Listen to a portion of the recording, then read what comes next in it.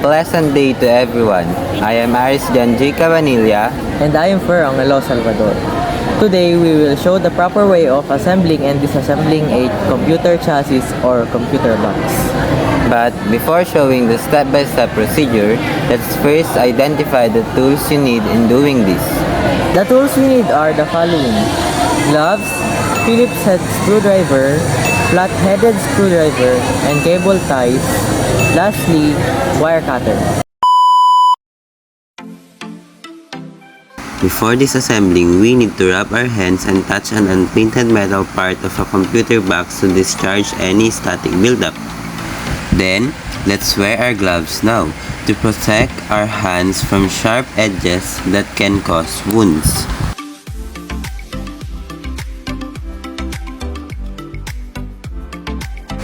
Now, we can start disassembling. To disassemble, you need to first detach the right side panel from the computer chassis or box.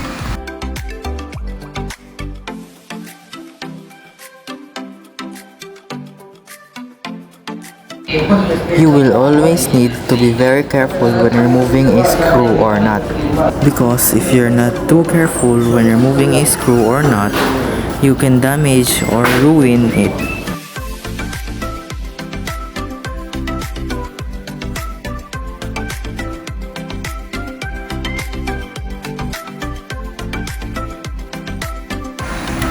Then, detach or remove all the wires that are connected on the motherboard. First is this one, and second is this.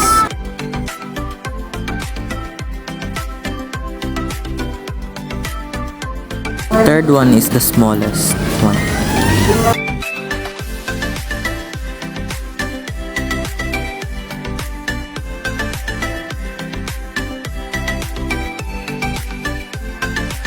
Next, remove the power supply unit. Loosen the screws first. As I've said earlier, you will always need to be very careful when removing a screw or nut so you cannot ruin it or damage. And put all the screws that you remove on a box or a container.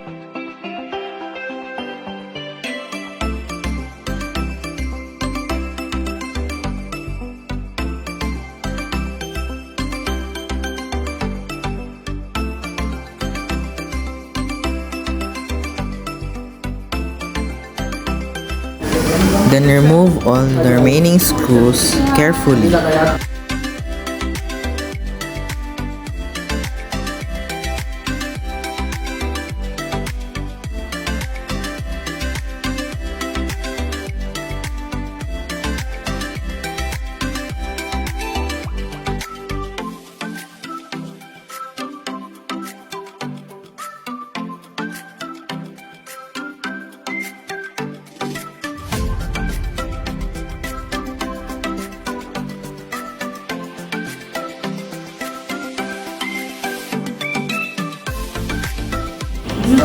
Now, let's remove the power supply unit. Then place it on a covered surface. Let's loosen the screws of the HDD.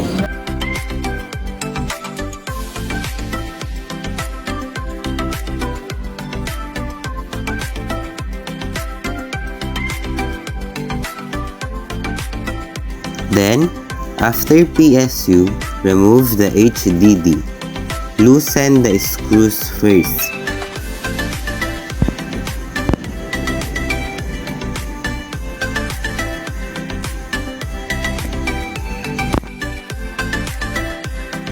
After you loosen it, gently remove it from its place.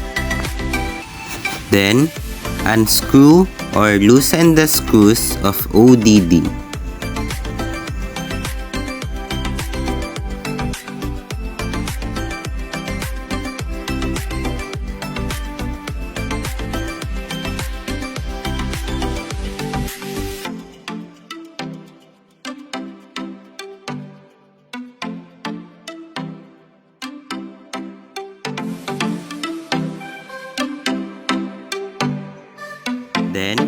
After unscrewing it, remove it and then place it on a box. Then, remove the motherboard. Unscrew all the screws first.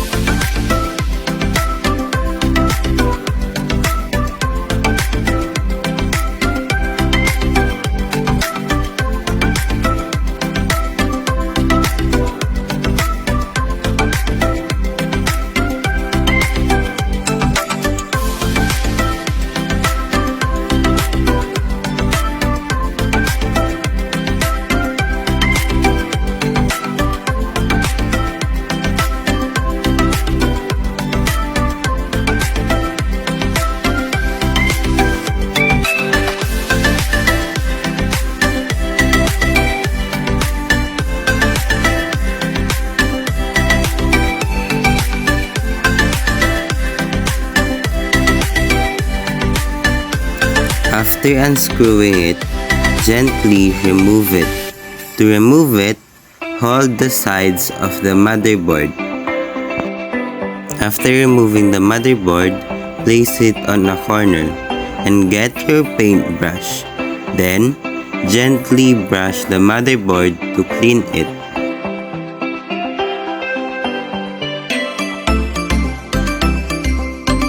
After cleaning the motherboard, you also need to clean the computer chassis or box from its inside to the outside of the computer chassis.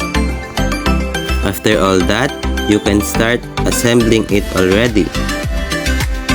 The first step in assembling a computer is to put back the last part you removed.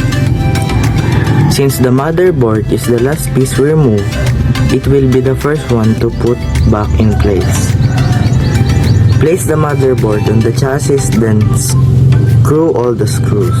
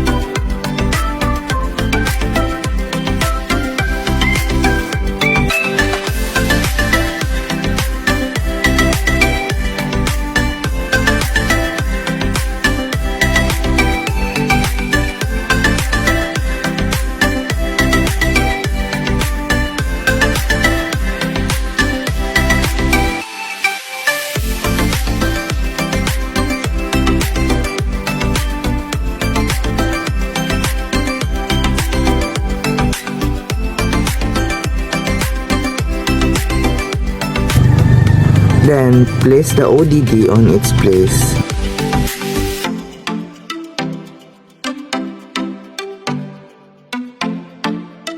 Then screw back its screws.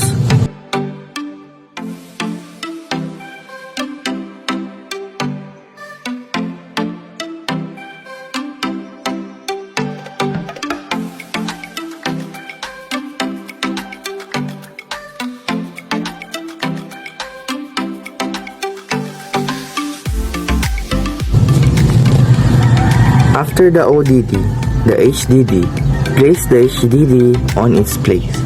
Then, screw back all of its screw.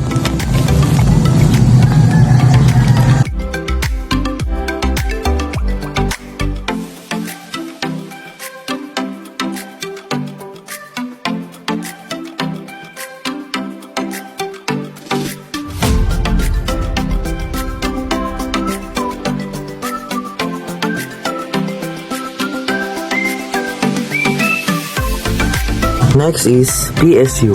Place the PSU on the chassis.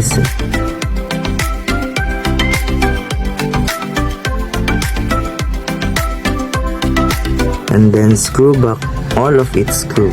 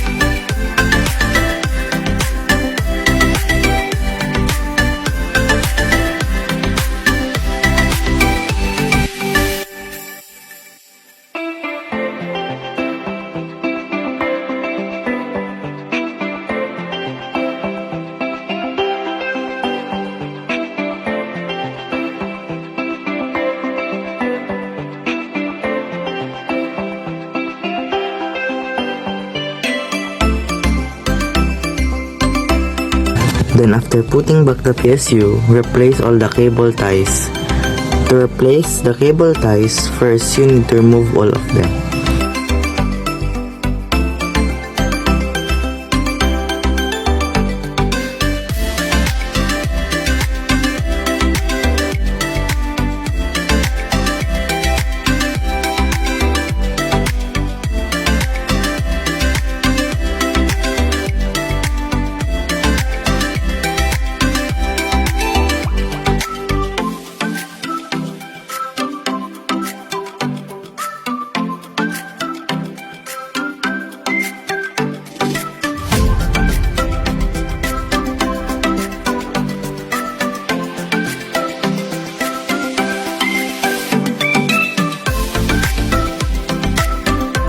Then put a new cable ties on the wires to clean or so that the wires won't mix up.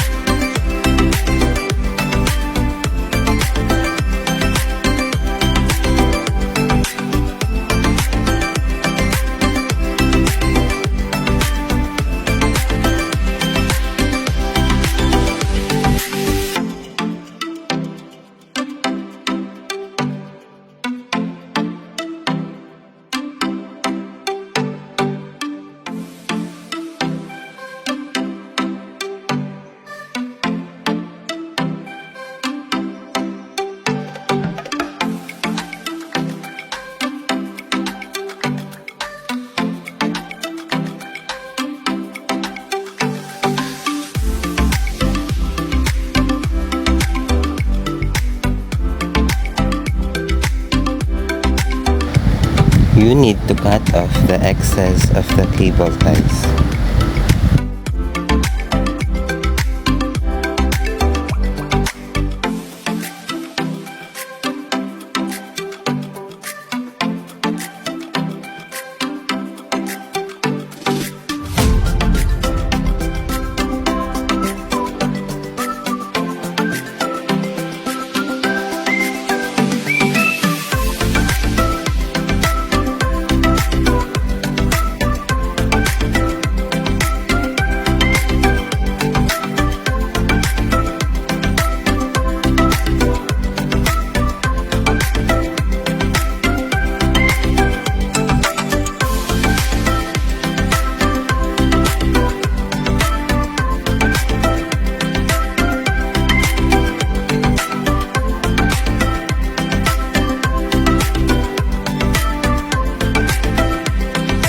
Then after replacing the cable ties, attach all the wires you remove. Make sure it's on the right places.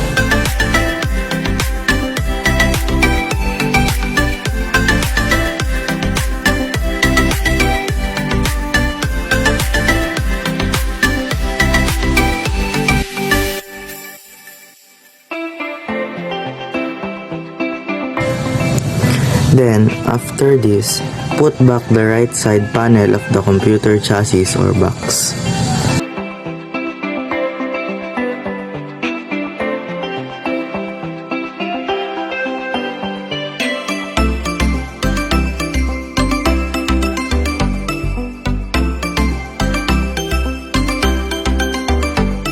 After placing back the right side panel, you are already done in disassembling and assembling a computer chassis or box.